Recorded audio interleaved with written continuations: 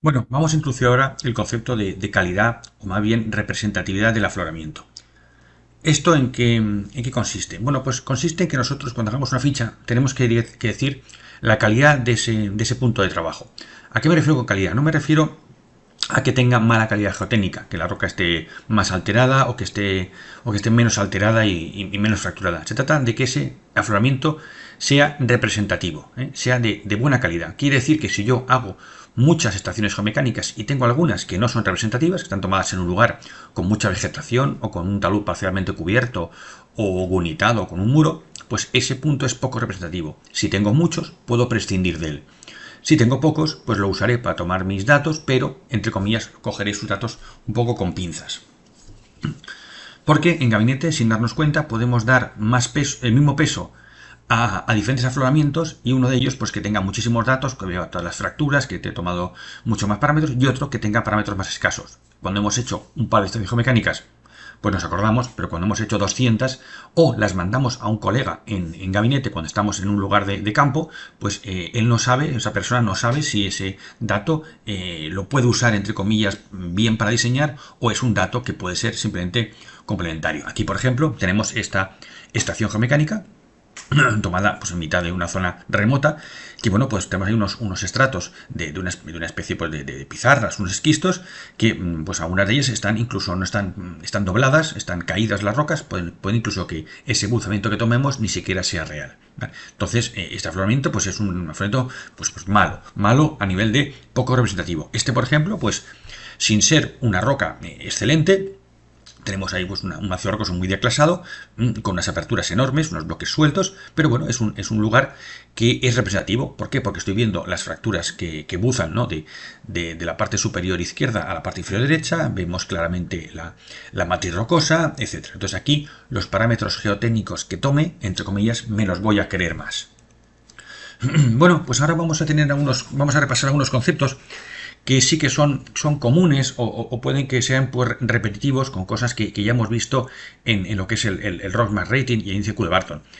Pero evidentemente como estos datos los tomamos en campo y luego los utilizamos para calcular el RMR y el Q y otros parámetros, bueno, pues vamos a hacer un pequeño repaso de cosas que en principio ya son conocidas, ¿no? Vamos a escribir un poco pues la matriz rocosa, lo que llamamos roca intacta.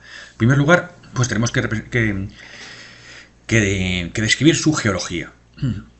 Evidentemente no estamos haciendo aquí en este caso, en mecánica rocas, un trabajo petrográfico. No hay que ir a un detalle, digamos, de petrografía, digamos, porque, bueno, estamos viendo comportamientos geotécnicos. Entonces, bueno, pues eso sí, tenemos que diferenciar. Si la roca que tenemos es una diorita, podemos tener un gneiss, facisollo de sapo, pizarras, pues unas calizas calcificadas con un lapiaz, como vemos en la imagen inferior izquierda, ¿no? que eso es del Torcal de Antequera, etcétera.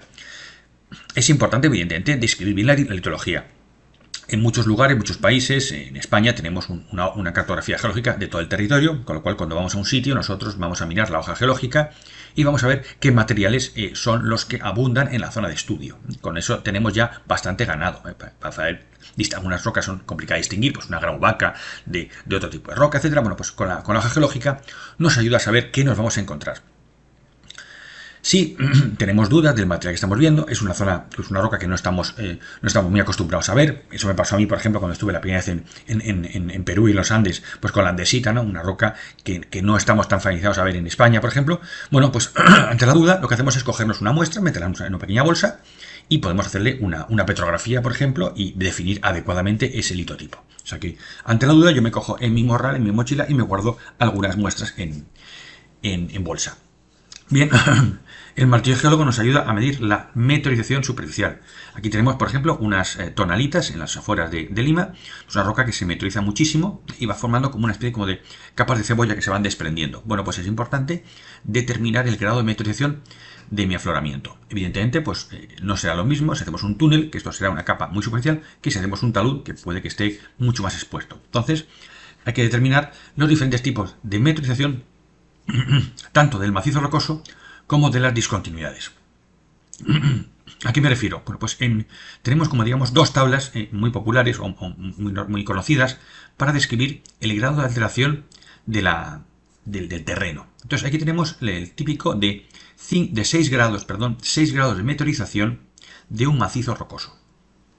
Aquí es cuando escribimos macizo en general y lo apuntaremos en nuestra extracción geomecánica. Esto es más útil sobre todo para el tema de modelización de taludes, si el talud se comporta como un suelo o se comporta como una roca o un macizo rocoso. Bien, roca sana 1 y 2, como vemos ahí, tanto a la izquierda, que es una roca bandeada, como puede ser una roca más sedimentaria y metamórfica, a la derecha tenemos una roca ígnea, como puede ser un afloramiento granítico o andesítico, por ejemplo. Bien, pues en la roca sana 1 y 2 vemos eso, pues que las fracturas están más selladas, puede haber alguna zona un poco más alterada, que las discontinuidades hayan pasado en algún punto a suelo.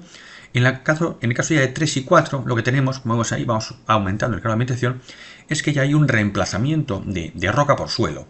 Ya tenemos que ha aumentado esa corrosión, esa alteración, solamente por efecto del agua, por la red de fracturas, y tenemos una roca ya que va pasando a suelo.